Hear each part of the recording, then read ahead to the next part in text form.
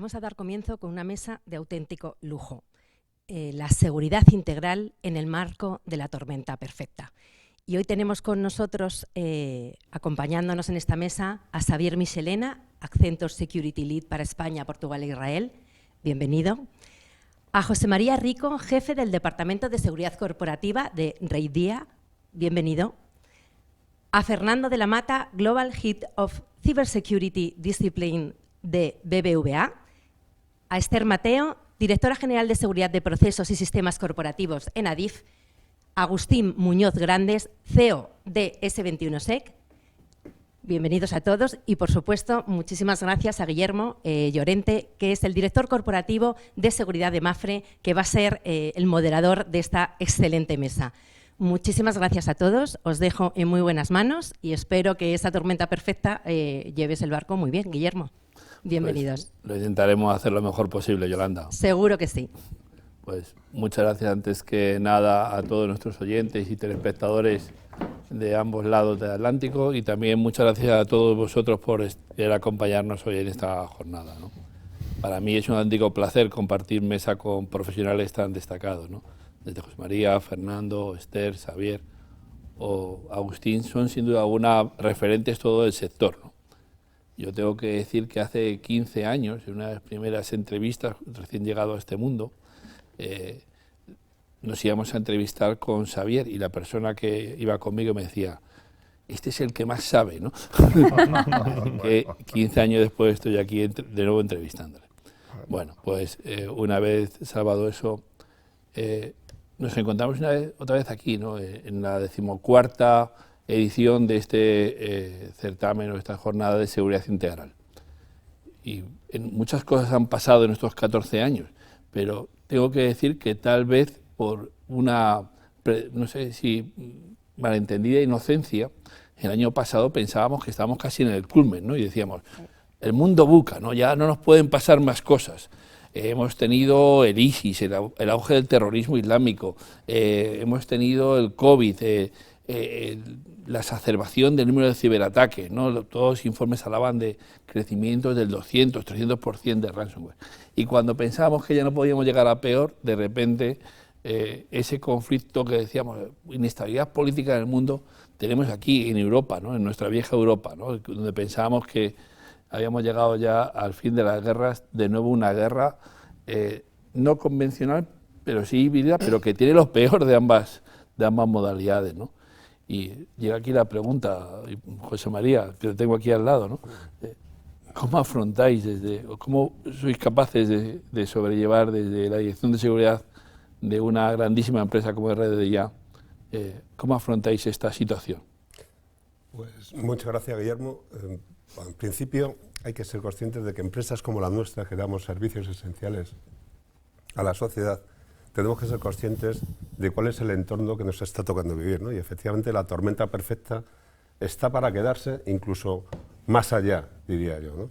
El entorno buca, de hecho, está llegando ya a un momento donde está siendo superado y vamos a otro entorno, esa volatilidad, esa incertidumbre, esa ambigüedad, ¿no? y esa inseguridad que se estaba generando. Estamos dando a un paso más en el sentido de que se llama el entorno Bunny desde el efecto del COVID, donde vemos que el mundo es muy frágil, todo se puede romper. Además, esto genera muchísima ansiedad, genera temor, la gente no sabe lo que va a pasar en el día de mañana, con lo cual intenta anteponerse al futuro y no siempre tenemos las respuestas adecuadas. Esto genera además que el efecto causa-efecto, lo que es la relación causa-efecto ya no se produce, lo hemos visto con el COVID, donde íbamos tomando decisiones en cuanto a cómo afrontar una crisis como la actual y veíamos que no se esperaba lo que realmente proponíamos, y esto genera muchísima incertidumbre. Con lo cual estamos yendo, en esta tormenta perfecta, de un entorno Bunny de un entorno buca a un entorno Bunny, que es el futuro. ¿Cómo nos preparamos en una empresa como la nuestra, que somos conscientes de que damos un servicio esencial? Pues mira, fundamentalmente siendo conscientes de que las estrategias que vayamos a desarrollar son estrategias que tienen que estar al corto y medio plazo, y que tenemos que estarle permanentemente supervisando para ir modificándolo. En concreto, en el aspecto de seguridad, en el plan estratégico del grupo hemos creado una línea estratégica que está muy dirigida a la resiliencia y continuidad de negocio. ¿Qué queremos con esto?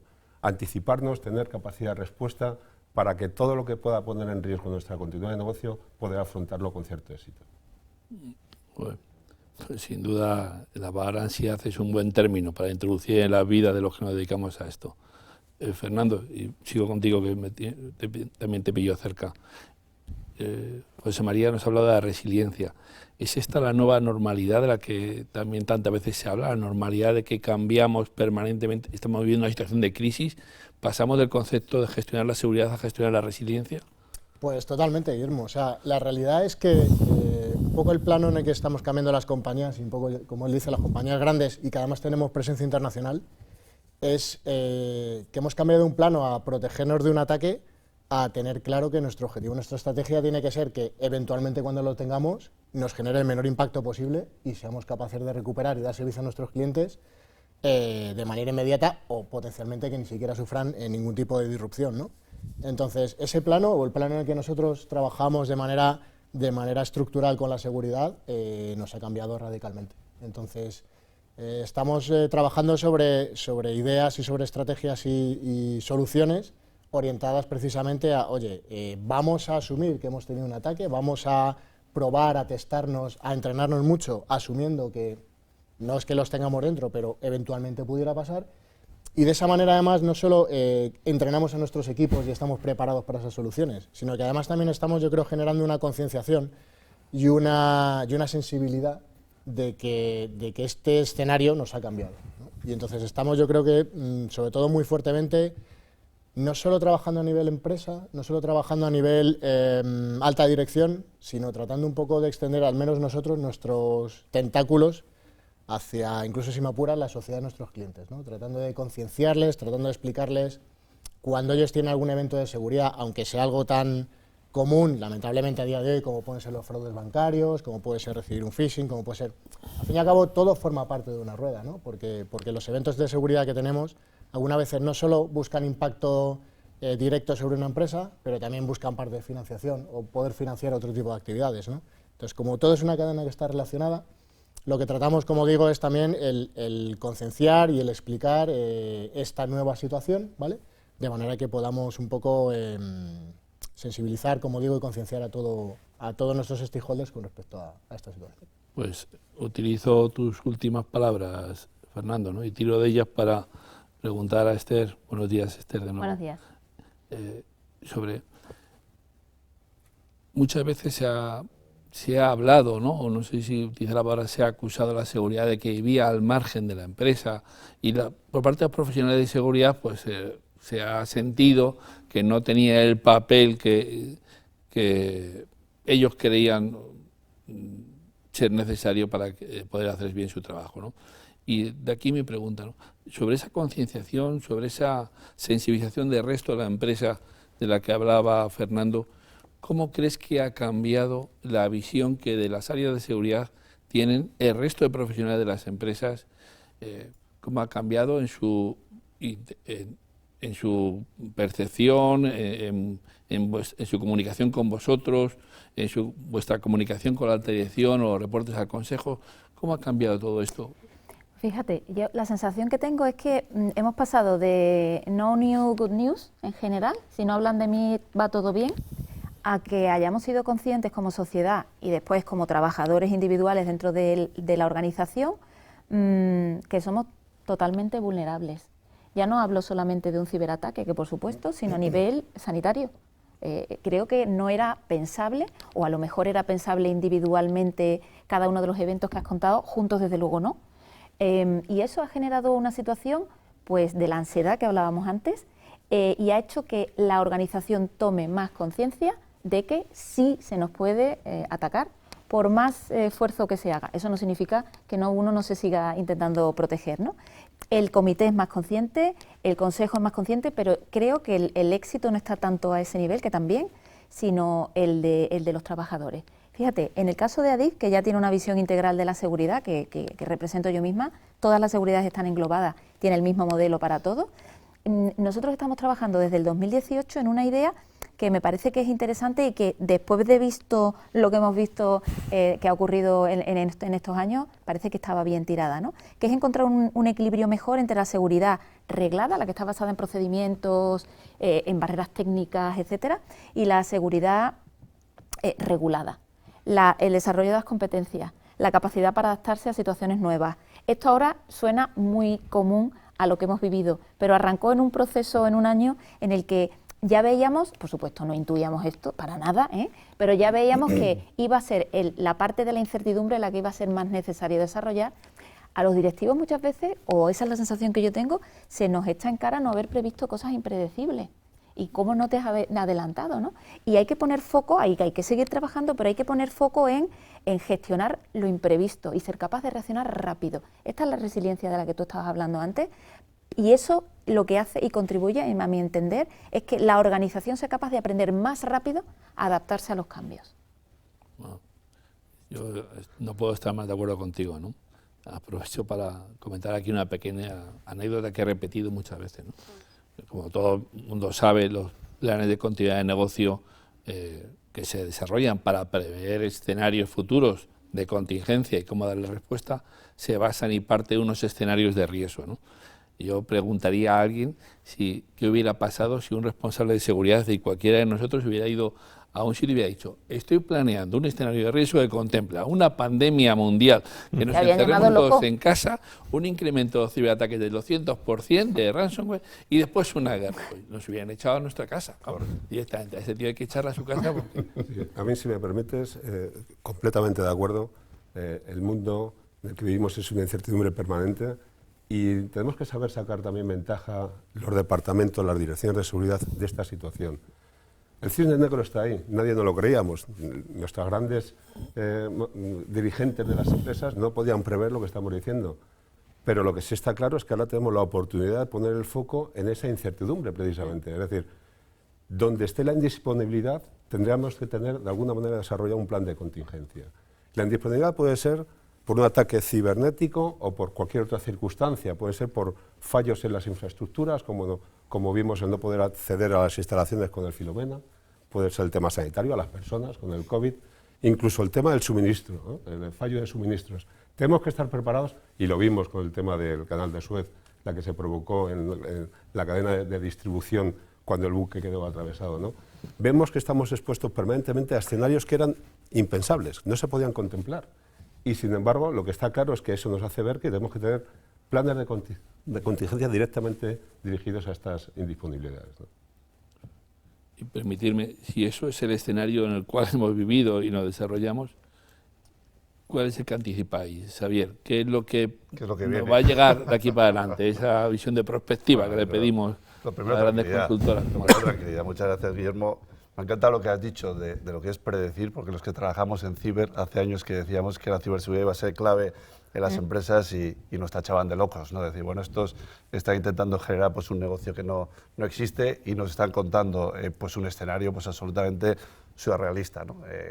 Nosotros en nuestra historia todos hemos hablado mucho del cine, ¿no? El cine pues, nos anticipaba en el año 83 con juegos de guerra que esto llegaría, es decir, que desde un simple entorno del juego podíamos llegar a una infraestructura crítica, ¿no?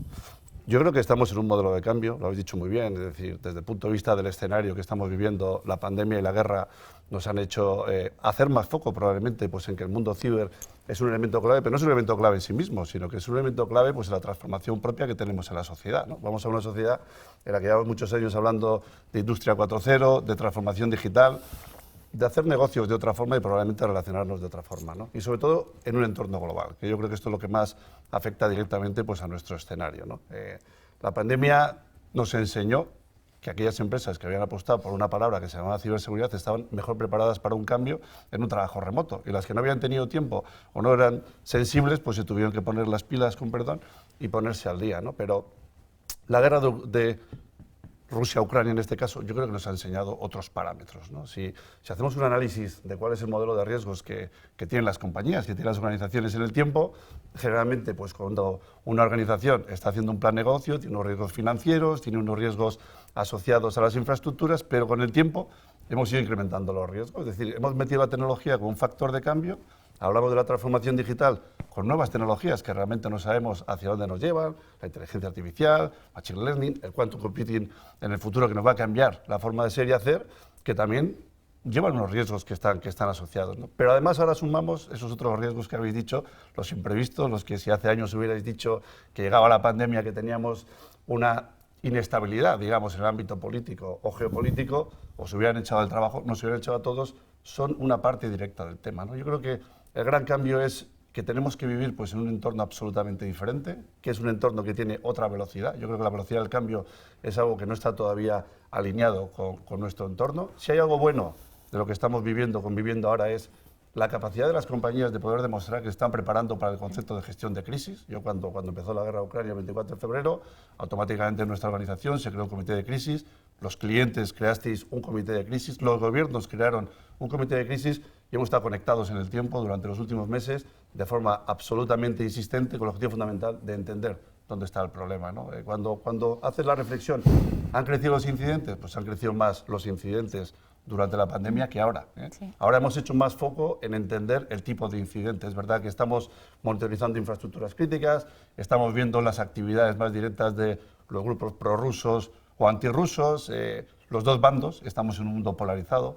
Desafortunadamente yo creo que los movimientos globales también nos llevan a la polarización y desde el punto de vista digital estamos observando pues, este tipo de actividades, pero incluso por detrás de esto existe la estrategia militar. Cuando hacemos un estudio de cómo se incrementan los incidentes desde el ámbito de esta guerra, bueno, pues los expertos hablan de que la estrategia rusa siempre es escalada, desescalada, escalada, desescalada, ¿no? Entonces, no es capaz de entender si es que está creciendo, pues que esto va a crecer, ¿no? Lo que sí está claro es que hay un nivel de riesgo alto, es decir, la sensación global, y bueno, ahora estamos en la cumbre de la OTAN que probablemente nos da pistas, ¿no? de cómo se está polarizando el mundo y de cuáles son los riesgos que cibernéticamente hablando ya veíamos, es decir, los grupos que han actuado pues, de forma activa y proactiva durante los últimos 10 años tienen un conjunto de países más o menos, yo diría, que identificados, ¿no? Bueno, pues hoy estamos hablando pues, de una situación global donde son estos países los que están creando una cierta inestabilidad. Unos y otros, es decir, no se puede acusar quién es quién en esto, sino quién tiene la intención de tener un poder del control de la información, desde la desinformación, desde lo que es el espionaje activo, pues a la hora de poder gobernar pues, el mundo digital, ¿no? Entonces, yo creo que estamos en lo que decís, pues en un mundo que vamos a la ciberresiliencia, pero vamos sobre todo a la gestión integral de riesgos. Yo creo que la seguridad integral tiene una capa por encima que es la gestión integral de riesgos, donde tanto la parte pública, privada, el entorno ciudadano, vamos a tener que saber jugar un partido juntos, ¿no? Y yo creo que ese es el gran reto, o sea, cómo podemos jugar juntos un partido que nos va a llevar pues, a otro tipo de vida, ¿no? Ni mejor ni peor, otro tipo de vida. Pues buenos días también a ti, Agustín, encantado de verte de nuevo, ¿no? Lo cierto es que cualquiera de nuestros compañeros que han intervenido antes nos han dado 28 pistas para tirar, ¿no? Porque hemos hablado de COVID, de terrorismo, de Filomena, de gestión integral de riesgos, del mundo quantum, ¿no? Y en su última parte, Xavier ha hablado de algo también que creo que es muy importante, ¿no? Es decir, gestión pública, gestión privada, ¿no? Es decir, ¿cómo veis vosotros, que sois una empresa especializada en el mundo ciber, ¿no? Me atrevo a hacerte casi dos preguntas, ¿no? Por un lado, evidentemente la tecnología y las amenazas que sobre ella confluyen parecen algo absolutamente transversal a todos, ¿no? Porque todas las empresas son muy dependientes y cualquier capacidad de respuesta se basa en la protección de esa tecnología y por tanto las amenazas a la misma pues nos la condicionan. ¿Cómo veis en concreto las amenazas a la ciberseguridad y cómo veis la posible respuesta de esas empresas a estas amenazas y la necesidad de esa colaboración público-privada de que hablaba Xavier? Un montón de preguntas ahí concentradas, pero yo creo que se han mencionado varios de los aspectos claves, ¿no? Resiliencia, continuidad de negocio, gestión de riesgos y quizás la cuarta componente es la globalización, ¿no? Antes había sectores muy afectados por los ciberataques y ahora es algo que afecta a todas las empresas, ¿no? Y utilizamos todos el mismo lenguaje porque se ha convertido en un riesgo global asociado a la transformación digital y que además el cibercrimen ya no es tan dirigido para empresas que tienen activos de alto valor, sino que también se ha industrializado, automatizado y globalizado, ¿no? Y eso hace que todas las empresas que utilizan tecnología sean susceptibles de sufrir un ataque, ¿no? Y eso ha hecho que prácticamente todos los responsables de tecnología y de seguridad de las empresas pues estemos ya concienciados de esos factores de gestión de riesgos, de continuidad de negocio, de resiliencia, ¿no? Desde S21sec hemos visto, en lo que va de año, llevamos el doble de ataques, de respuesta a incidentes graves de seguridad en empresas que son infraestructuras críticas, que todo el año pasado junto, ¿no? Eso solamente en los 5 primeros meses del año se han duplicado el número de ciberataques y bueno, eso nos da una idea del reto que afrontamos como sector y como sociedad, ¿no? Y precisamente eso pone el foco en la necesidad de esa colaboración público-privada, que yo creo que es una de las claves, ¿no? No se puede jugar este partido de forma individual, sino que hace falta la colaboración con entidades bueno, como CCN, como INCIBE, que están lanzando iniciativas muy relevantes, como la Red Nacional de SOCs, y facilitando la compartición de información para que, más allá de los intereses de una empresa particular, sí que tengamos una conciencia de sector, una conciencia de una misión compartida en la lucha contra el cibercrimen, que supone un riesgo casi sistémico, ¿no?, para la sociedad como la conocemos, porque está cambiando las reglas del juego, pues se pone en riesgo la cadena de suministro, pone en riesgo la continuidad de negocio de infraestructuras críticas. Sabemos que hay naciones-estado que tienen capacidad para actuar y que eso se va a considerar dentro de poco una agresión. Pues ahora que estábamos en la cumbre OTAN también se han tocado todos estos temas híbridos, y yo creo que esos son ahora mismo pues, los retos que afrontamos como sociedad y como sector. Y bueno, me remito al dato que he dado, ¿no? Se han duplicado el número de incidentes graves de ciberseguridad, y esa tendencia yo creo que va a seguir, y por lo tanto el énfasis, también se ha mencionado, ya no es tanto protegerte, que sí que eso yo creo que era un poco la filosofía clásica, sino estar en condiciones de que cuando ocurra, tener capacidades de respuesta, tener capacidades de activar protocolos ya ensayados para minimizar el impacto y reducir el tiempo en el que te afecta a tu organización.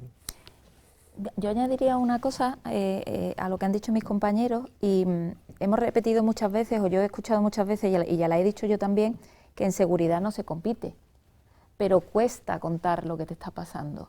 Y sin embargo vemos que las empresas privadas, las empresas públicas, nos tenemos que orientar a luchar entre todos contra un enemigo que además no tiene cara, es muy potente y tiene mucho talento. Entonces es necesario que también se fomente desde la normativa, y lo ha dicho antes Agustín, y es verdad, la red de SOC, el compartir información relevante que pueda proteger a otras empresas, yo creo que es esencial para la empresa pública y muy necesario la ayuda de la empresa privada. Y tenemos que quitarnos ese velo de proteger la información y el daño que, evidentemente hay un daño reputacional en el momento que te atacan, pero es importante que nos apoyemos en otras entidades y que compartamos el conocimiento. Yo, si me permite, estoy completamente de acuerdo. O sea, se habla de colaboración público-privado. Yo iría un poco más allá. O sea, en la línea de lo que está comentando Esther, yo tengo claro que primero tiene que haber también una colaboración público-público, sí, y entre estados, entre gobiernos. Tiene que haber una colaboración privado-privado, que es un poco lo que estábamos hablando. Incluso tiene que haber una coordinación interna. O sea, cuando se habla de la seguridad integral, que parece que todo el mundo entendemos que es la necesidad que tenemos para afrontar este futuro, pero no vemos que no es fácil, no es sencillo. O sea, cuando se habla de la parte física, que tiene que hablar y coordinarse con la parte ciber, incluso si dentro de la parte ciber tenemos la parte ciber corporativa, IT, tradicional, tampoco te creas que se habla mucho con la parte ciberindustrial o OT. Todo esto tenemos que ser capaces de una coordinación interna donde todos seamos un equipo. Lo hablábamos antes, para poder afrontar este entorno BANI, que es el que se nos viene ya. Una de las cosas que nos están pidiendo es que rompamos hilos. Es decir, no podemos seguir estancos en nuestra parcela de responsabilidad. Tenemos que ser transversales a la organización, tenemos que compartir y coordinar y crear equipos multidisciplinares para poder afrontar la situación que se nos viene. Vamos, no que se nos viene, que ya está.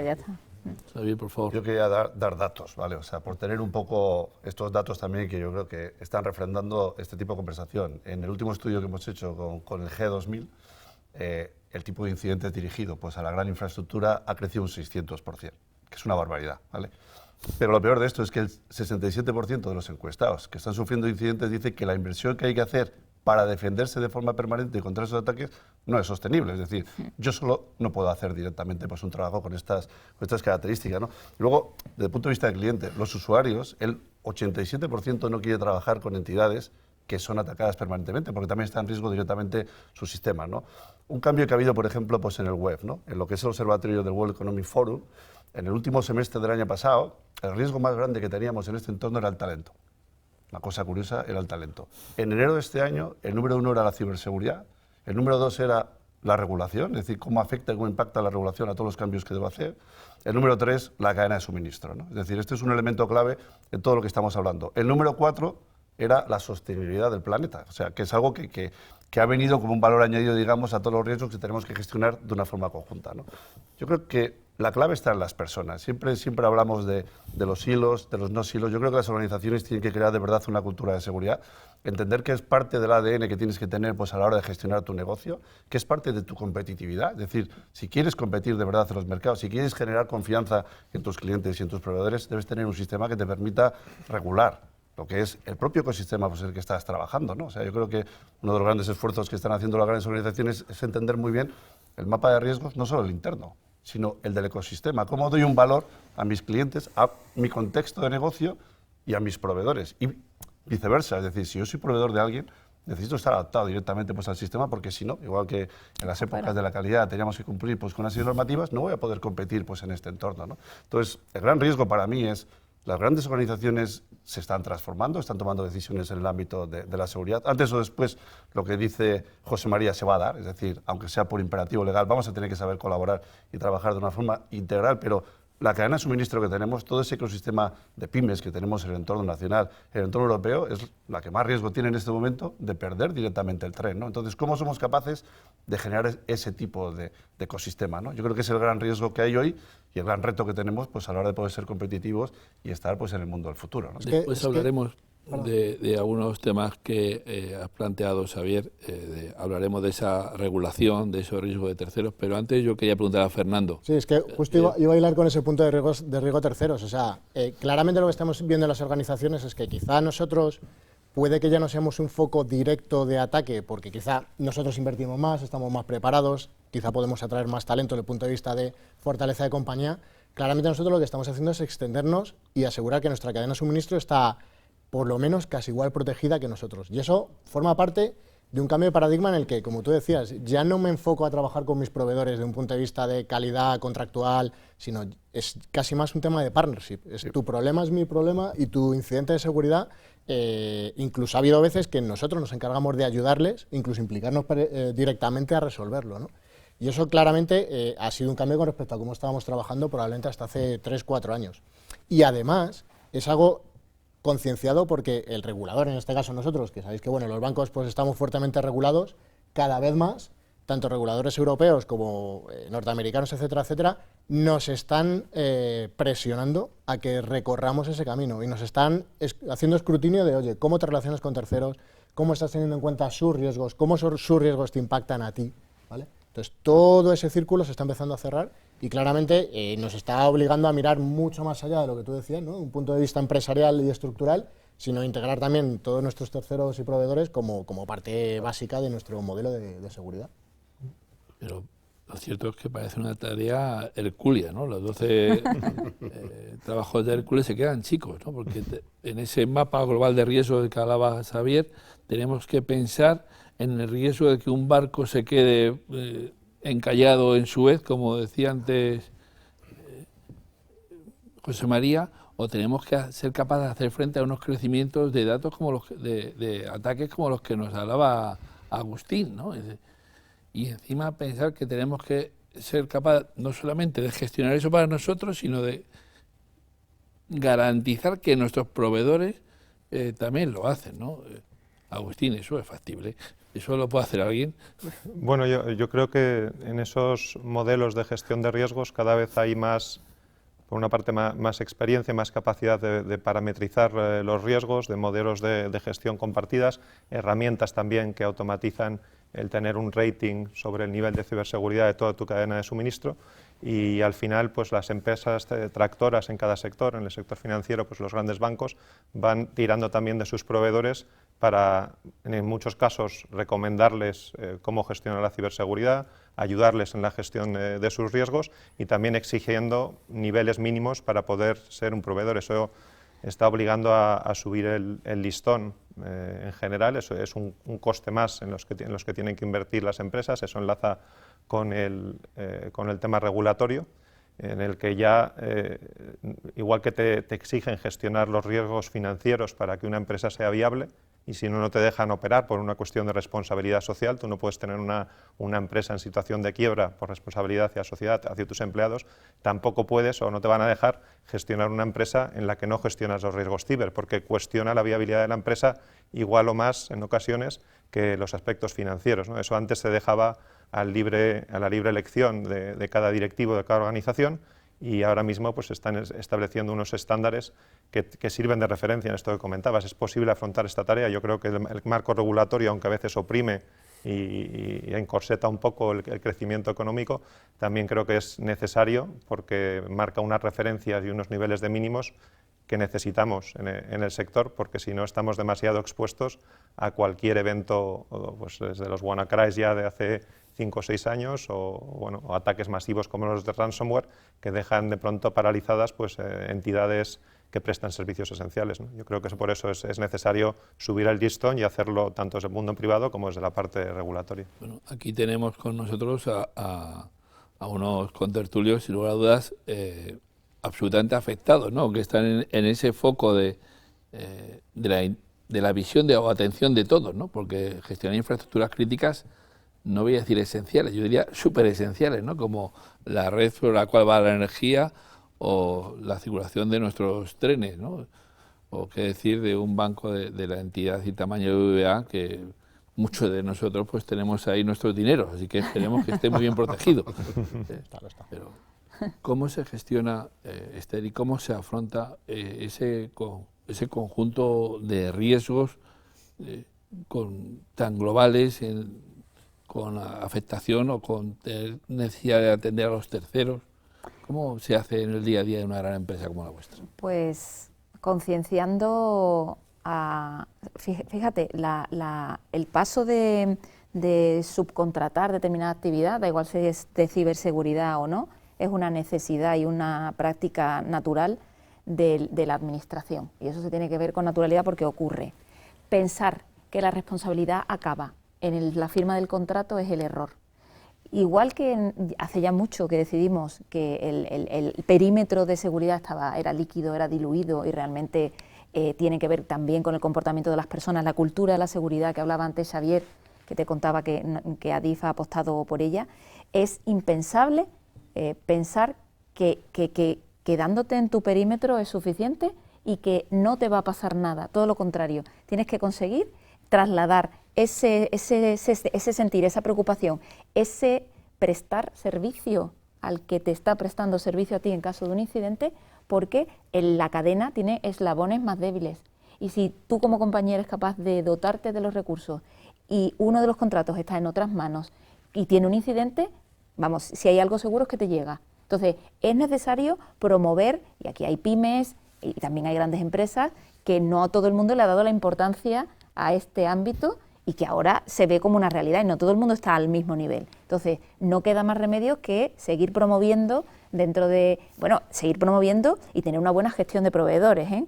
Lo digo porque es evidente que el sector público no puede dejar fuera a nadie, pero sí tienes capacidad de implantar determinadas políticas según el servicio que dan, sabiendo que todo el servicio que nosotros damos es esencial. O sea, quiero decir, la gestión de proveedores, y Accenture puede contar, bueno, Xavier puede contar bastante de esto porque son una referencia, es para nosotros crítico. Estamos embarcados en ese proceso de controlar a nuestros proveedores y según el servicio que den, poner unas políticas u otras o atenderlos de una forma u otra. Pero en cualquier caso, entendiendo que el perímetro es mucho mayor que el de nuestra propia empresa. Pues, Fernando, si el perímetro es mayor que el de vuestra propia empresa, tratando de ser BBVA, ya el perímetro es el hiperespacio más allá, ¿no? Sí, un poco, al hilo de la pregunta que le hacías, Esther, estaba reflexionando. Yo creo que otro punto clave en el que forma parte de la estrategia de cómo tratar de defendernos en algo tan amplio es centrarte un poco en lo que está pasando fuera, analizar cuáles son tus adversarios, ¿no? Y volvemos un poco a la referencia militar, pero realmente es hacia un poco el movimiento que estamos haciendo. Nosotros, y yo creo que otras compañías, estamos viendo un cambio de comportamiento, principalmente, evidentemente, nosotros en nuestro caso en el cibercrimen, ¿no? Porque es lo que más nos afecta directamente. Pero permanentemente estamos viendo, oye, ¿cuál es el modelo de amenaza que tenemos? Evidentemente quizá nosotros no somos tan objetivo de nation state o actores de este tipo, pero sí que estamos viendo un cambio de rumbo del crimen organizado, estamos tratando de analizar cuáles son sus motivaciones. A ver, hay que tener en cuenta que lo que tenemos en el otro lado es otra industria con toda su cadena de valor perfectamente montada, sus equipos de I+D, sus equipos de desarrollo, cómo entre ellos van vendiéndose sus propias utilidades y sus herramientas. Entonces, estamos permanentemente haciendo escrutinio de lo que vemos ahí fuera y en base a eso, pues tratamos de adaptarnos y de reaccionar, porque si seguimos un poco por la misma senda y nuestro adversario va por la otra, ahí es donde vamos a tener problemas a la hora de poder cubrir un perímetro tan grande, ¿no? Entonces, tenemos que tratar de focalizarnos, prevenir un poco o intuir hacia dónde nos pueden ellos atacar, y sobre eso pues tratar de movernos rápidamente, ¿no? Entonces, como digo, el punto del modelado de amenazas, de comprender esa inteligencia, porque no solo es disponer e intercambiarla, sino tener capacidad de poder digerirla y comprender hacia dónde se puede mover.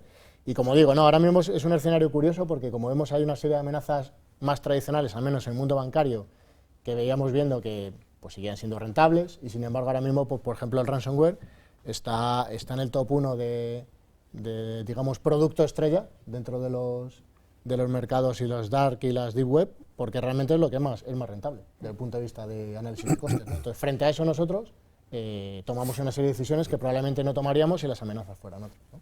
Agustín, y vosotros como empresa especialista en ese mundo, esas nuevas amenazas, ¿hacia dónde van? ¿Cuáles? Esa es inteligencia que después habrá de compartir y asumir, pero primero hay que desarrollar. Si alguien tiene que desarrollarla, ¿hacia dónde va? Sí, o sea, yo creo que es clave, lo ha escrito muy bien Fernando, ¿no? Conocer al adversario, conocer qué tecnologías, qué tácticas utiliza, y efectivamente el ransomware a día de hoy es la amenaza número 1 con diferencia por nivel de afectación, por número de casos y por el impacto que está teniendo, ¿no? De ahí nosotros tenemos un área de investigación de inteligencia de amenazas en el que intentas mapear precisamente el comportamiento de todas estas organizaciones y luego, en base a ese comportamiento, eres capaz de prevenirte con antelación e ir cerrando las puertas por las que ellos siempre operan, porque al final es, como ha dicho Fernando también, es una industria que utiliza herramientas que puedes llegar a conocer y al final todo eso ayuda a diseñar las estrategias de protección, a priorizar riesgos y a definir una estrategia de ciberseguridad más adaptada al tipo de ataques que se sufren a día de hoy, ¿no? En cuanto al tipo de ataques y de riesgos, yo creo que la persona sigue siendo el punto principal, la persona y la identidad digital de las personas es el punto principal a través del cual ocurren casi todos los ataques de ransomware, bien por la exfiltración o el robo de credenciales, que luego permite acceder a VPNs y infraestructura de las empresas afectadas, o bien por los ataques tradicionales de phishing, en el que por muchos ejercicios y por mucho que ha subido la concienciación, la experiencia dice que cada vez que haces un ejercicio de phishing en cualquier gran empresa, y seguro que todos lo corroboran, siempre hay 30 o 40 personas que, vaya por Dios, han vuelto a caer y han vuelto a hacer clic, ¿no? Y algunos de forma reincidente que caen siempre en los ejercicios que haces, ¿no? Y entonces, precisamente las personas siguen siendo el eslabón más débil y el que más se explota, ¿no? Por lo tanto, todas las medidas de ciberseguridad, pues hay que seguir priorizando la formación, la concienciación y la adaptación de todos los protocolos y medidas de gestión de la identidad digital para que sea más segura y se adapte también a estos riesgos que estamos gestionando hoy en día, ¿no? Pues los dobles factores, etcétera, encontrando un balance entre la operatividad y la agilidad de los procesos con la seguridad y las obligaciones de seguridad que, como especialistas en ciber, pues sabemos que es un tema clave de cara a los usuarios, ¿no? Si les pones 17 factores, al final te dicen que muy seguro, pero eso no hay quien lo utilice, ¿no? Y eso es, yo creo, parte también del reto. Por favor, Esther. Uno de los grandes retos que hay al menos en ADIF, y creo que antes lo ha contado antes José María, es que la madurez que hay en la parte corporativa IT pase a la parte industrial, que tiene una concepción de la seguridad perfecta, pero que prima la rapidez de respuesta para reponer el servicio más que el conocimiento de cómo están las instalaciones para reponerlo, ¿no? Con esto no estoy diciendo para nada que sea inseguro, pero esa madurez de un lado es necesario pasarlo al otro y que se sea consciente de los riesgos que tienen a veces equipos que están instalados y que funcionan fenomenal, pero que no fueron diseñados para protegerse del riesgo que hay hoy y que aún así siguen funcionando, ¿no? Y creo que ahí tenemos otro reto en la parte operacional o industrial, como ha contado José María, pues muy relevante, porque esos equipos siguen funcionando y hay que atenderlos de una forma distinta posiblemente. José María, por alusiones. Sí, en nuestro caso, vamos a ver, Redeia es un grupo donde el valor de lo esencial lo tenemos clarísimo. Aparte del suministro, la seguridad del suministro en redes eléctricas, tenemos las comunicaciones. Está Hispasat, está Red Eléctrica de España. Es decir, tenemos empresas con un impacto a la sociedad tremendo si pasara algo.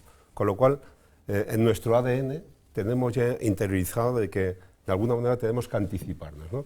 Cuando comentaba antes, Javier, de que el COVID lo que nos hizo ver que aquellas empresas que habían dado el salto tecnológico en cuanto a dotar a sus equipos, a su gente de herramientas adecuadas, lógicamente eso a la parte ciber, claro que afectaba. O sea, pasamos de proteger los perímetros de tu entorno a tener que proteger lo que son los equipos, ¿no? Cada uno puede trabajar desde cualquier sitio.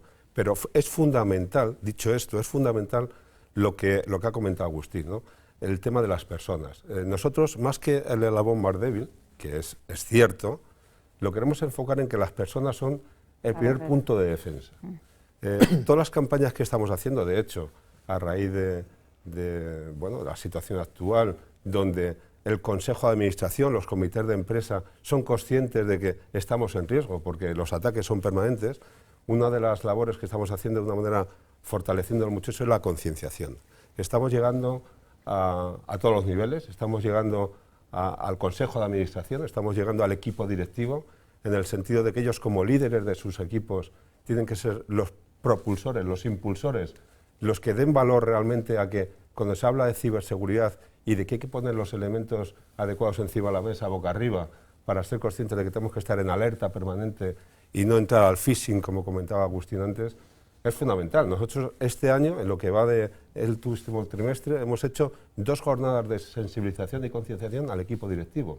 Uno además acompañado por el CNPIC y Fuerzas y Cuerpos del Estado, y otro interno donde explicamos cómo estamos desarrollando nuestras medidas de seguridad para que vean ellos de qué forma les puede afectar. Ya sabemos que la balanza, el equilibrio entre tener seguridad o comodidad, que ya sabemos que la seguridad impide que la gente acceda de una manera mucho más rápida, pero somos capaces de hacerles ver la necesidad de afrontar esto con términos de seguridad, tener la seguridad embebida en todos los procesos, porque es la única manera de poder abordar. Ahora tenemos un proyecto piloto que vamos a extender a todos los empleados del Grupo Redeia, en el sentido de que vamos a intentar medir, en concienciación, el nivel de alerta que tienen los empleados. Vamos a intentar ver su grado de responsabilidad en cuanto a mediendo, lo que queremos es medir realmente. Cuando se habla de concienciación, lo que queremos es medir cómo está calando la concienciación en el empleado. Entonces, en ese sentido, lo que queremos es ver, primero, el nivel de alerta que tiene, si ellos son conscientes del tipo de responsabilidad en su cometido diario que pueda afectar a la compañía, y a partir de ahí ver esa concienciación, cómo está siendo asimilada en base a cursos que se van impartiendo, para a partir de ahí de elaborar planes de concienciación muy dirigidos a distintas unidades de responsables y críticas del grupo. Perdona, Xavier. Sí, a ver, un poco por ir a un resumen voy a hacer, ya que han salido muchas cosas, un resumen voy a hacer. Hay una industria que es un competidor de todos, que el año pasado ganó 6 trillones de dólares, que en el año 25 va a ganar casi 11 trillones de dólares. Si fuera un país sería la tercera economía del mundo, digo, o sea, pues desde el punto de vista competitivo, y es el negocio que dejamos de ganar las empresas que estamos aquí y las que estamos al otro lado. Es decir, es un negocio que nos quitan, no es un valor añadido, no es una propiedad intelectual, no es un concepto de generación de lo que tiene que ser pues, un modelo económico, sino que es restar economía a la economía real, ¿no? Yo creo que eso es lo primero que tenemos que tener claro, ¿no? Lo segundo, y yo creo que lo ha dicho José María ahora, esto empieza desde arriba, es decir, la seguridad tiene que ser parte de la estrategia de negocio, porque si no tenemos un problema. Y hablo de la seguridad integral, Es decir, tiene que ser un concepto de inversión que nos permita competir en cualquier tipo de mercado, nos permita responder a cualquier tipo de incidente, cualquier tipo de escenario y nos permita estar concienciados pues, a la hora de flexibilizar lo que es una toma de decisiones, ¿no? Yo creo que hay que ir más allá. Con todos los conceptos regulatorios que entraremos después, una de las claves es hacia dónde vamos, ¿no? O sea, todas las empresas estamos haciendo un modelo de transformación, queremos competir pues, en nuevos entornos, buscamos eficiencias y las tecnologías son las claves, ¿no? El cloud, la inteligencia artificial, todos estos elementos hacen que el futuro de los negocios esté en una nueva plataforma donde la única llave que tenemos de ser realmente competitivos es aplicar la seguridad en un concepto de diseño, ¿no? Embeber la seguridad en esos entornos, ¿no? Y una de las cosas que más preocupa a la regulación es esa toma de decisiones, porque muchas veces los tecnólogos nos empeñamos en hacer grandes diseños y grandes soluciones y cuando hay que tomar decisiones en el Consejo de Administración no se conoce la tecnología, no se conocen los riesgos de la tecnología, ¿no? Hablamos de inteligencia artificial como un elemento clave de mejora de la sociedad, del bienestar y de muchos elementos productivos, ¿no? Pero ahí estamos aplicando algoritmos desconocidos por la mayoría de nosotros, por lo menos en mi caso, qué es lo que hacen, hasta dónde llegan y cuál es el nivel de cumplimiento que tienen con otros elementos que también están dentro de la regulación o de los entornos legales, ¿no? Entonces yo creo que la clave está en ¿cómo hacemos de la seguridad una parte del ADN del pensamiento de nuestro negocio? ¿Cómo adquirimos ventaja competitiva gracias a esta forma de pensar y hacer? ¿Cómo extendemos la responsabilidad de la seguridad?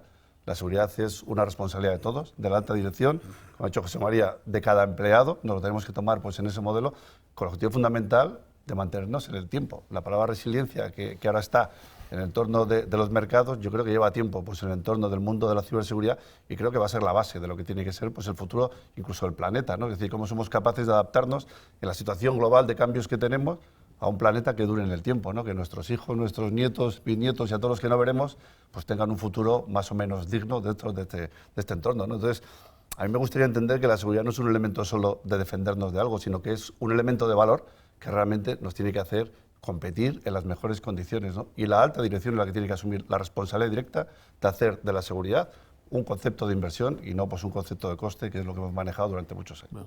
Bueno, lo cierto es que si alguien de fuera nos hubiera estado viendo, ¿no? Habría visto que, pese a que hablamos del futuro y de un mundo en permanente transformación, utilizamos conceptos que no son exactamente nuevos, ¿no? Como la persona, la pieza clave. Bueno, yo creo que eso venía ya desde los romanos, ¿no? O decimos, hemos citado casi la aproximación indirecta, ¿no? Sí. O la conoce al enemigo, y eso era, pues es que estamos definiendo a Sun Tzu, ¿no? Es que, en fin, o la seguridad como el elemento base sobre el cual se transforma y se crea nuestra sociedad, ¿no? Si alguien está inseguro, no se preocupa de nada más que de su seguridad, y la seguridad es la pieza sobre la cual se crea el desarrollo económico. No se puede crear desarrollo económico en situaciones y en zonas inseguras, ¿no? Y para hacerlo eso, yo creo que el regulador evidentemente está siendo cada día más consciente y está regulando cada día más, ¿no? Vosotros, Fernando, sin lugar a dudas, lo mencionabas antes, el sector bancario ha sido un sector que en el aspecto regulatorio ha ido en vanguardia, no sé si para bien, para mal o para medio pensionista, de todos los demás, y habéis sufrido, disfrutado, ponle el adjetivo que quieras, de esas regulaciones que ahora alcanzan a cada vez más sectores, ¿no? A las infraestructuras críticas como la de Esther o la de José María, pero al mundo de seguros como el de Mafre. ¿Tú crees que ahí está la solución? Pues, ¿o parte de ella? Yo creo que desde luego parte de ella. El otro día tenía una charla con, no sé si le conoceréis a alguno, el general Alexander, el antiguo responsable del NSA, que decía que un poco el cambio de paradigma de que el regulador hasta ahora lo que te viene preguntando es, oye, tú le dices, o tú ves venir un misil, ves venir un misil, ves venir un misil, y al final lo que tú le acabas diciendo al regulador es que te ha pegado un misil y el impacto que ha tenido, ¿no? Yo creo que ese cambio de paradigma que está teniendo el regulador, como por ejemplo, en nuestro caso la regulación de DORA, que está precisamente orientada a resiliencia operativa, es precisamente ese cambio de paradigma en el que ellos van a decir, oye, mira, ya no quiero que tú me reportes lo que te ha sucedido y cuál es el impacto, quiero que estés perfectamente preparado para prevenirlo, para recibirlo y para que no te afecte, ¿no? Y desde luego DORA va a ser un cambio de gestión y de relación, porque efectivamente no solo cómo nosotros vamos a tener que estar preparados con respecto a los incidentes, o en este caso ser resilientes frente a ellos, sino que claramente nos pone en el escenario de, oye, tus principales proveedores. Y recordemos que nuestros principales proveedores no son compañías de medio amplio rango, es que son las 4 principales compañías mundiales. O sea, nosotros tenemos a Google, tenemos a Amazon, tenemos a compañías que a nivel de profit y a nivel de beneficio son, pues, Fortune 10, ¿vale? Entonces, ¿cómo nosotros somos capaces, en un entorno regulado, de que esas compañías se incorporen a esa regulación? Es donde yo creo que realmente está el reto y donde se está poniendo el foco, ¿no? Porque a día de hoy, parte de nuestra resiliencia, parte de nuestra tecnología que usamos a día de hoy, como digo, pues forma parte de unas compañías que realmente tienen un punto de negocio, una orientación de negocio diferente. Y eso hay que hacer cierta sincronía entre ambas partes, ¿no? Y eso, desde luego, va a ser un reto interesante. En 2025, 2024, 2025 esa regulación tiene que ya estar perfectamente habilitada y estamos trabajando en ese sentido. O sea, imaginaros cómo influye algo en una compañía en la que nosotros, con 2 años y medio previamente, ya estamos estableciendo planes, viendo cómo tenemos que adaptarnos, cómo tenemos que estar adaptados y ya tenerla perfectamente habilitada y puesta en marcha, para cuando un cambio regulatorio de tal impacto, pues lo que nos va a suponer, ¿no? Bueno, sin lugar a dudas, Dora va a ser un antes y un después, ¿no? En el sector financiero, ya sea bancario, de seguros y otros muchos, ¿no? Pero no está solamente, tenemos la NIS, ¿no? Y para empezar, y la NIS 2, y la Data Act, y el RGPD, Dios lo guarde, que está ahí presente, ¿no? José María, bueno, y las leyes de infraestructuras críticas, ¿hay alguna que no practiques? Está claro que nos afecta y nos afecta muchísimo, ¿no? A todas las empresas. Poder gestionar el compliance de una manera adecuada y bien, pues tenemos que hacerlo, o sea, es que no nos queda otra, ¿no? ¿Eso implica tener que dedicar muchos recursos? Sí, muchísimos y cada vez más. Pero yo quiero enfocarlo desde un punto de vista también de oportunidad.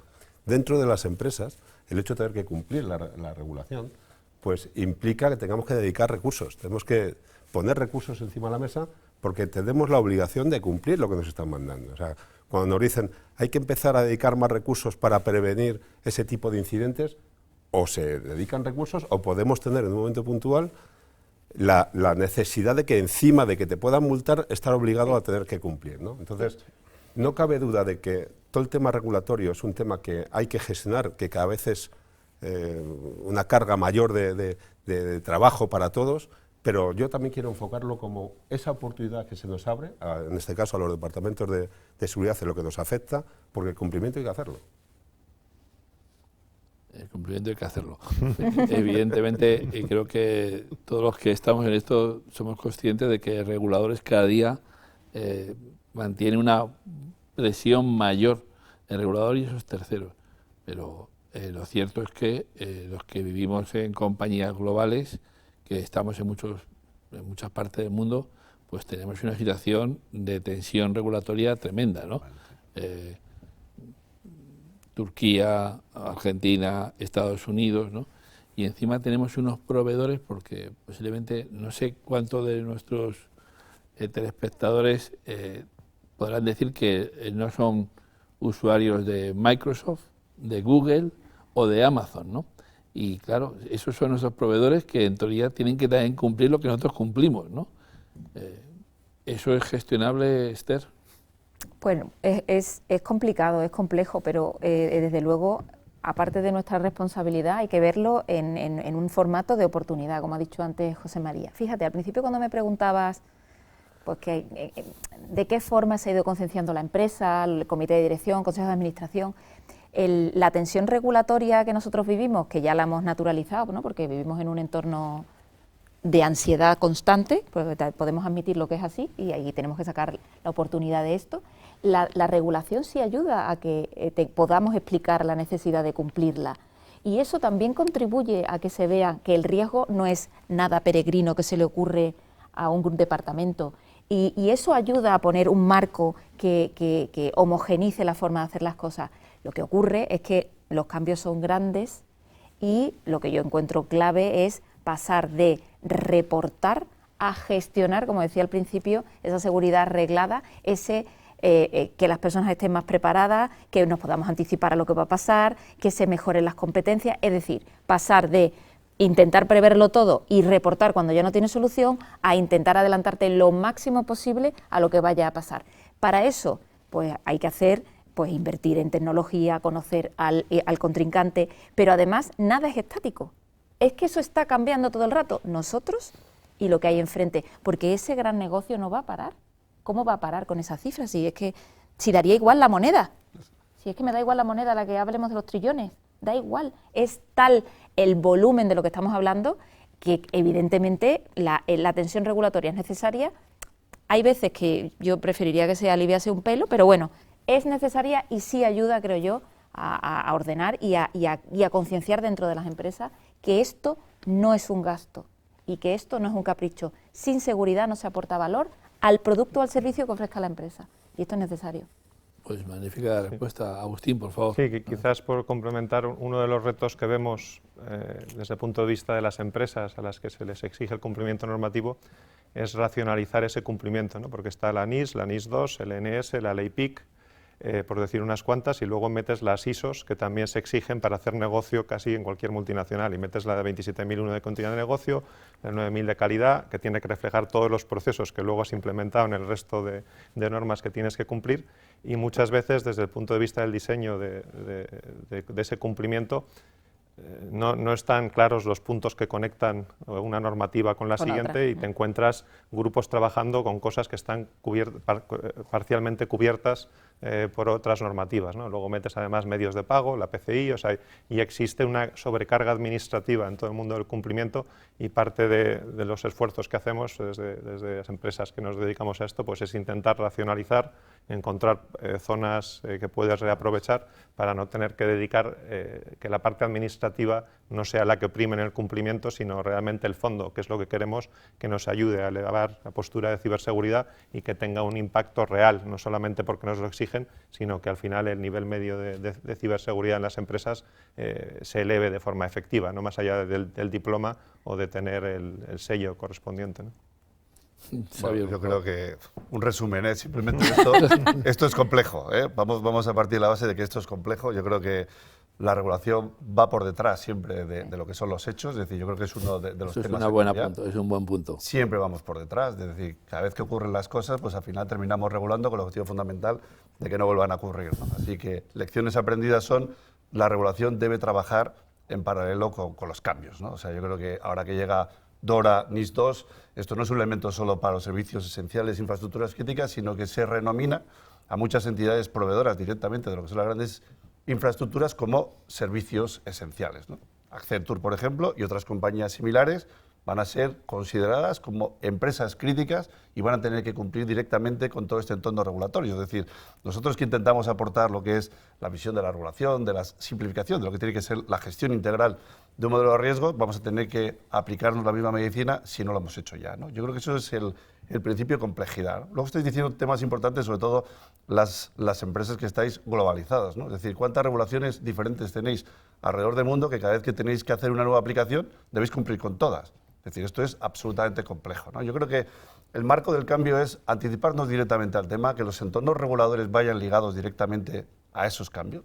5G puede ser pues el primer ejemplo de algo que se está haciendo en paralelo, es decir, en este mundo que viene el 5G pues es un elemento clave, pero el Cyber Security Act, cuyo objetivo fundamental dentro del ámbito europeo es simplificar la certificación de todo lo que se va a conectar, es decir, todas estas cosas que hablamos en tecnología, 5G, 6G, IoT, pues a simplificar la vida, pues el frigorífico te va a decir cuánta leche te da falta el mes que viene. Yo nunca compraré un frigorífico de esos, por supuesto, las siguientes generaciones es más fácil que lo hagan. Es decir, tenemos que cambiar un poco también la forma de hacer y nuestra mentalidad. Es decir, cualquier elemento que queramos incorporar a nuestra gestión, a nuestra infraestructura, a nuestras métricas, ¿no? En esta sensorización que tenemos que hacer de los entornos de producción, debe cumplir con una serie de parámetros, pues si no tenemos un problema, ¿no? Y hay ejemplos prácticos que lo hemos hablado muchas veces, no solo la calidad en el sector del automóvil, que fue un antes y un después. Es decir, el sector del automóvil ayudó a la cadena de suministro a producir más y mejor y a ser más rentables, ¿no? Y al principio pensaba que todo era reducción de costes. Ahora estamos en transformación, que es más complejo, no solo reducir costes, sino transformar. ¿Cómo somos capaces de transformar? Cumpliendo, ¿no? Y ahí va a entrar la certificación de las tecnologías, marcado CE, pues en los productos de comunicaciones ha sido también pues uno de los elementos claves en los mundos inífugos, eléctricos y demás. Es decir, debemos cumplir con una serie de normas, también en ciberseguridad vamos a tener que cumplir con una serie de normas y vamos a poder adquirir productos o servicios que nos digan que están certificados y que cumplen hasta donde se puede cumplir con estas directivas, ¿no? Entonces yo creo que nos tenemos que anticipar de verdad a esto. Creo que la Europa digital, que es el gran reto que tenemos desde el punto de vista del rol de España dentro del ámbito europeo, es cómo somos capaces de ser parte y arte del mismo, ¿no? Y simplificar todos esos conceptos que decía Agustín, 17 regulaciones, los que estamos a nivel nacional. Empezamos con la ley PIC en el año 7, cuando nace el CNPIC, hemos ido dando pasos en este ámbito. El Esquema Nacional de Seguridad es un referente dentro del ámbito de trabajo con la Administración, pero también es uno de los elementos que se quiere, vamos a decir, implantar, o por lo menos aportar de valor dentro del ámbito europeo. Necesitamos un modelo único que nos permita ser compatibles, ¿no? Incluso a nivel profesional, es decir, el ámbito del profesional de seguridad en infraestructuras críticas se quiere certificar, se quiere validar las capacidades de los profesionales que tienen que dar la cobertura suficiente a estas estrategias, ¿no? Entonces, yo creo que es un cambio global, es un cambio apasionante, muy complejo, que hay que tener siempre la visión en el tiempo. El corto plazo yo creo que nos ciega a veces en los problemas diarios que tenemos. Hay que pensar mucho más a 5 años, 10 años, 20 años y tener pues, un conjunto de infraestructuras y un conjunto de negocios que den soporte a ese entorno regulatorio, pero que también haga que el regulador trabaje con nosotros en la construcción del futuro y no sea siempre el auditor permanente de aquello que cree que no hacemos bien. No obstante, tengo que decir que es cuanto menos sorprendente, ¿no? O que es una alegría para todos escuchar cómo responsables de seguridad que están sometidos a una observancia y a una vigilancia, no sé si utilizar ese término, de su cumplimiento tremenda, como puede ser ADIF o puede ser Red Eia, pues hablan de oportunidad, ¿no? Y yo creo que eso, pues al menos da a todos un rayo de esperanza, ¿no? De pensar, oye, toda esa panoplia de leyes que Agustín antes mencionaba, aunque fuera de pasado, ¿no? PCI DSS, NIS 1, NIS 2, RGPD, DORA, las guías de gobierno y seguridad TIC, por ejemplo, del regulador de seguros, en fin, que podemos hablar hasta el infinito, pues bueno, ahí el punto posiblemente será, esto es una oportunidad de mejora evidente, pero también es una necesidad absoluta de eficiencia, ¿no? Que también lo hablaba Agustín, en su cumplimiento, ¿no, Fernando?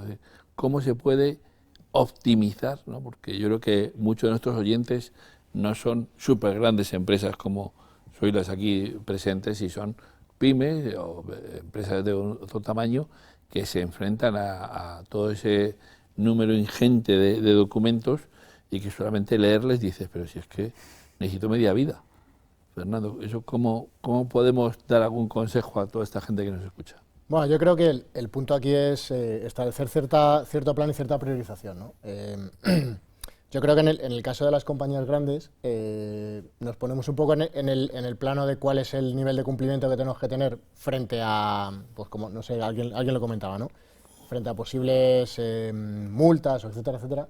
Yo creo un poco las compañías medias y pequeñas lo tienen que afrontar más desde un punto de vista de, oye, tengo que hacer un cumplimiento de mínimos, pero tienen que aprovecharlo también un poco en el sentido de ordenarse internamente.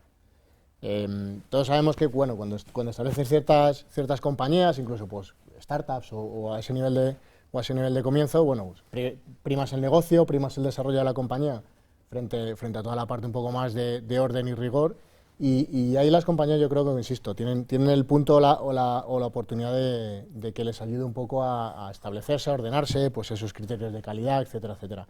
Entonces, el punto principal yo creo que también es saber apoyarse en expertos. O sea, yo creo que hay cierta intención o cierta corriente de las compañías medias, pequeñas, en los que, oye, yo quiero un representante de seguridad, quiero tener un pequeño equipo de seguridad, quiero tener un CISO, y muchas veces hay cierta inercia en el que, como ves que una compañía de al lado se ha puesto alguien de seguridad, yo voy a hacer lo mismo, ¿no? Yo creo que tiene que analizar eso desde el punto de vista puro de un business case, o sea, los modelos de CISO as a service o de compliance as a service, cada día hay más compañías especializadas que te ayudan a dar esa solución llave en mano, ¿no?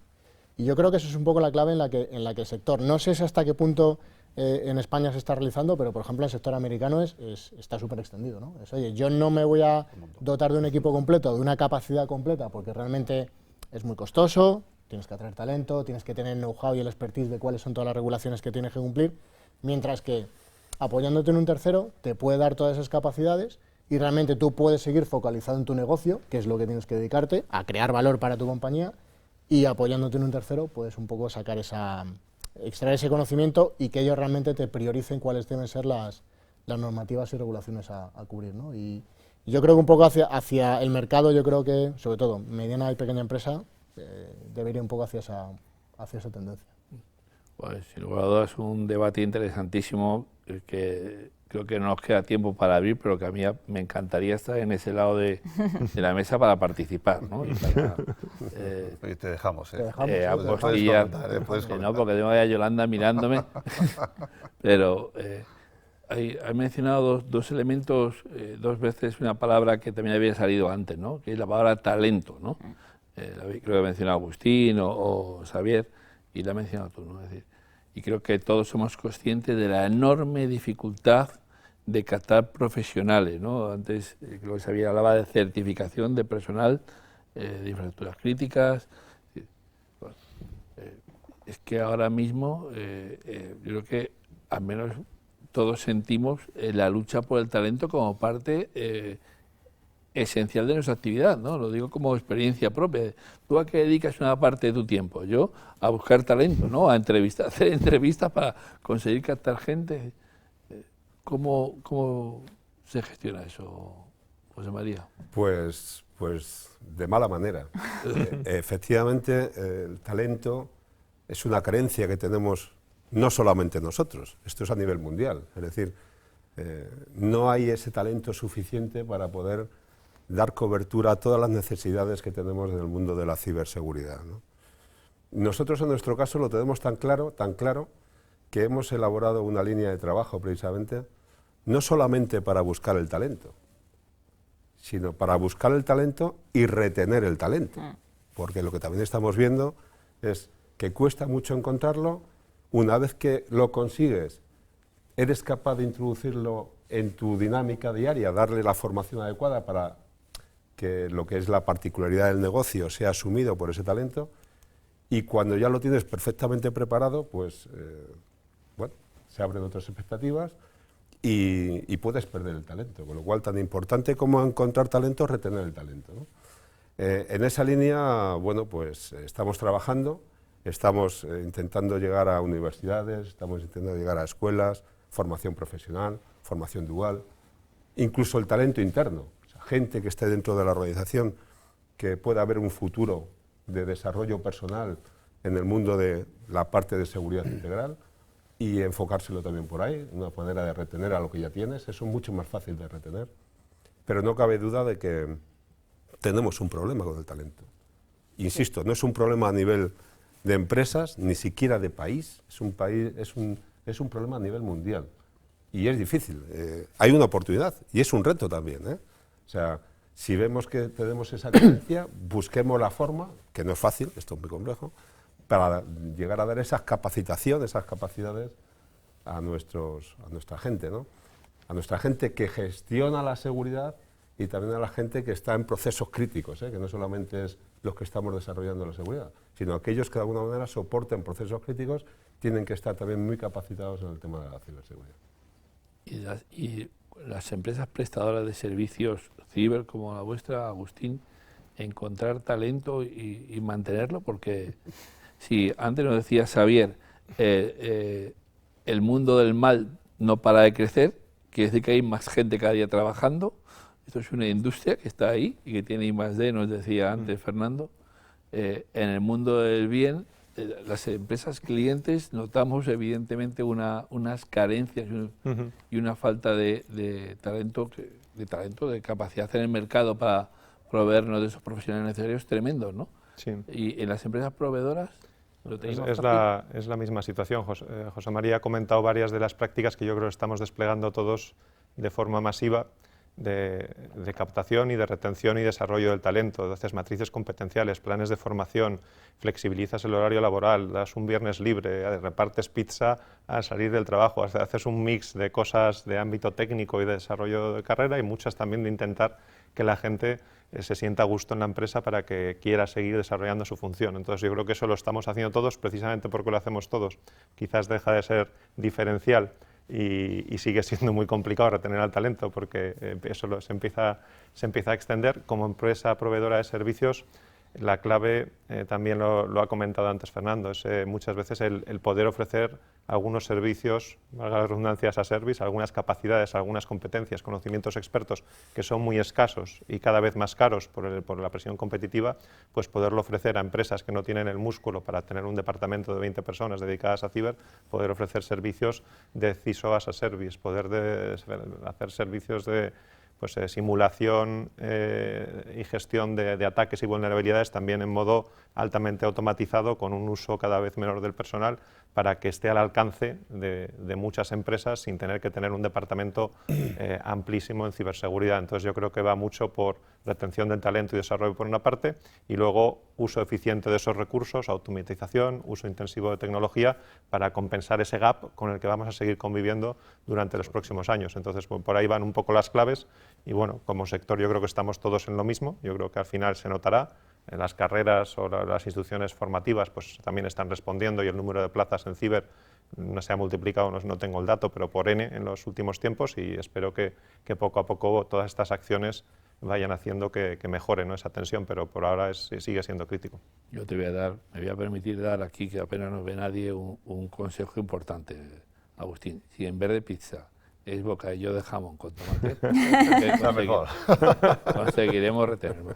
Yo ahí darte una visión personal. Digamos, desde el punto de vista de que es un problema global, está claro. Es decir, yo el día pasado estaba pues, en un think tank en México y hablaban de lo mismo. Estaban todo lo que son las grandes organizaciones mexicanas acusando pues, de que no existe talento y que tenían pues, un plan de formación de 1 millón de nuevos profesionales, pero yo creo que es un cambio de cultura. Antes hablamos de transformación, la sociedad ha cambiado, en las compañías estamos conviviendo diferentes generaciones y tenemos que escuchar más a las nuevas generaciones y entenderles mejor probablemente, ¿no? O sea, yo creo que estamos en una situación después de la pandemia en que el teletrabajo ha cambiado el paradigma que teníamos antes de. Es decir, hoy en día, en cualquier entrevista de trabajo, la primera pregunta es, ¿se puede hacer desde casa? Entonces, eso hace que cambie tu forma de trabajar, tu forma de hacer, tu forma de gestionar. O sea, cómo eres capaz de, vamos a decir, crear un sentimiento de pertenencia pues, a una organización cuando todo el mundo trabaja en remoto, ¿no? Entonces, yo creo que es una gran transformación. Es verdad que en el ámbito de ciberseguridad tenemos una falta de talento acuciada, es decir, desde el punto de vista global se habla de 3,5 millones de puestos. Desde el punto de vista nacional, nos dice INCIBE que en el año 24 faltarán casi 90.000, es decir, son cifras que bailan, que saltan, que son difíciles de cubrir, yo creo que imposibles de recuperar, y ahí sí que, como ha dicho Agustín, ¿no?, habrá que aplicar la tecnología pues, en un formato claro del entorno de seguridad que nos permita proteger las infraestructuras. Habrá que trabajar mucho más en el Security by Design con ese objetivo fundamental de que seamos menos atacables desde el punto de vista del resultado del atacante, ¿no? Pero sobre todo para mí es un tema mucho más de gestión del cambio. Es decir, este no es un cambio solo de forma de hacer negocios, es una gestión del cambio de las organizaciones, gestión del cambio de la mentalidad de las nuevas generaciones en el ámbito laboral y acertar, lo cual no es fácil. Es decir, yo creo que el reto es muchísimo más grande que lo que es el concepto de que nos falta talento, ¿no? Y luego yo pondría una línea más que habéis hablado antes, que es fundamental. Tenemos que colaborar más y mejor.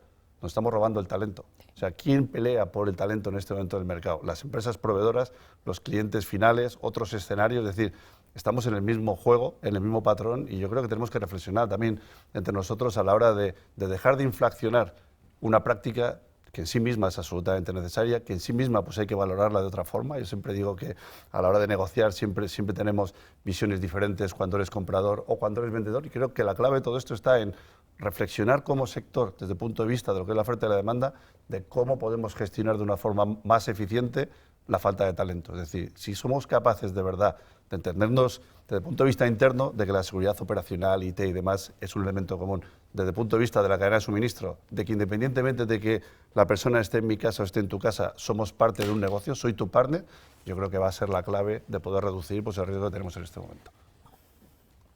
Colaboración, eficiencia, talento. Cada vez son más las palabras que ponen en la mesa, ¿no? Sí. Ya antes poníamos seguridad, riesgo, resiliencia. Y cuando alguien llega a una empresa como la vuestra, ¿no? Fernando, a un BBVA, y empezáis a hablar con él, en la ubicación de su puesto de trabajo, ese teletrabajo sigue siendo ahora mismo un elemento clave para la selección. es un punto clave. Y de hecho, un poco lo que habla, o sea, hilando justo con el principio de la charla, ¿no? Yo creo que todas estas situaciones que hemos vivido los últimos 2 años nos ha cambiado como sociedad. O sea, nos ha acelerado digitalmente, nos ha acelerado la transformación y nos ha cambiado la manera en la que trabajamos y en la que nos relacionamos con nuestra compañía, ¿no? Entonces, claramente el tema del teletrabajo es un punto crítico. Afortunadamente, al menos nuestra compañía pues nos ha habilitado todas las palancas posibles para facilitarlo, y precisamente un poco al hilo de lo que comentaba José María, ¿no? No solo para atraer, sino también para retener, mantener, y luego nosotros lo que hacemos es un poco engancharlo con planos formativos. Oye, nosotros tratamos de darles pues, un plan de carrera, no solo un punto de plan de carrera estructural dentro de la organización, sino también establecerles un path formativos en el que tú les puedas decir, oye, mira, trabajando con nosotros y estando en nuestra organización, vas a poder disponer de todo este tipo de formaciones, te vas a poder desarrollar como profesional, e independientemente, 4, 5, 10 años, tú puedes salir hacia otra organización, y un poco como me decía el otro día un compañero, ¿no? Es mucho mejor tener a alguien formado internamente o a alguien que se quiera marchar, ¿no? Entonces, independientemente de cuál sea el path profesional que tenga esa persona, si tú le tienes motivado, le tienes formado, siempre va a ser mucho más, no solo productivo, pero va a estar integrado y va a ser una suma de un equipo versus a otro modelo, ¿no? Con lo cual, claramente, la parte del teletrabajo está siendo un paradigma que no solo ha llegado para quedarse, ¿no? Sino que un poco, como decía Xavier, es que es parte pivotal de cómo vamos a empezar a gestionar equipos, incidentes y situaciones. Esther, y en el sector público, las empresas que tenéis una parte pública sustantiva, entiendo que eso es una complejidad añadida, ¿no? Porque los principios famosos de mérito, capacidad, igualdad... Efectivamente, es una dificultad añadida, pero también te preguntan por el teletrabajo al entrar. Yo creo que la pandemia nos ha traído eso, esa nueva forma de relacionarnos, pero no estábamos siendo capaces de captar lo que los jóvenes querían antes. Y ellos se adaptaban al modelo que había, que era más rígido. Yo creo que ya se pedía cierta flexibilidad, pero la sociedad no la admitía, y ahora esto ha venido para quedarse. Entonces, es una dificultad añadida, pero yo creo que también es una forma de escuchar a las nuevas generaciones, porque si queremos retener ese talento tendremos que entender qué es lo que necesitan, y una forma será esta. Imaginaros, si a una empresa de servicios le cuesta retener el talento, pues imaginaros una administración lo que cuesta retener el talento, motivarlo y que crean que es una oportunidad el puesto de trabajo que tienen. Pero en esa estamos y lo sigo viendo como un reto. Bueno, pues sin lugar a dudas, yo creo que hemos repasado y hemos visto muchísimas de las características que a todos nos afectan, ¿no? Empezamos hablando de ese entorno de riesgos cada vez más holístico, de cómo necesitamos afrontarlo con una visión cada vez más global, que unos riesgos que nacían en países lejanos, en golfos y estrechos donde barcos encallaban o en tormentas de nieve, y cómo se podía dar desde el mundo o los profesionales de seguridad, aunque ya no sé si llamarla de seguridad o de resiliencia o de gestión de crisis, respuesta a todo ello, ¿no? Después hemos pasado por la colaboración público-privada, por la colaboración público-público que hacía referencia, por la gestión de riesgo de terceros, por la regulación y por el talento, ¿no? Sin lugar a dudas, yo creo que son los pilares fundamentales que configuran un escenario complejo, volátil, pero que, como decíamos hace muchos años, ¿no? No sobrevive el más fuerte, sino que mejor se adapta, ¿no? Sí. Y ahí está la clave posiblemente para afrontar el futuro. Sí, estamos en un mundo cambiante, en el cual hay que aplicar no viejas recetas, pero sí viejos principios para ser capaces de adaptarse a un futuro que será desafiante, pero que, como también han dicho, creo que todos nuestros contertulios, sin lugar a dudas, ofrece múltiples oportunidades para los que nos dedicamos a la seguridad. Pues muchas gracias a todos por vuestra estancia aquí, y Yolanda... Pues nada, muchísimas gracias. Esperábamos mucho de esta mesa y de sus contertulios y no nos habéis decepcionado. Ha sido un lujo escucharos a todos. Y ha habido una frase que también me ha gustado mucho vuestra, que juntos somos más fuertes. Y yo creo que cada uno, desde los medios de comunicación hasta las empresas, los proveedores, debemos colaborar.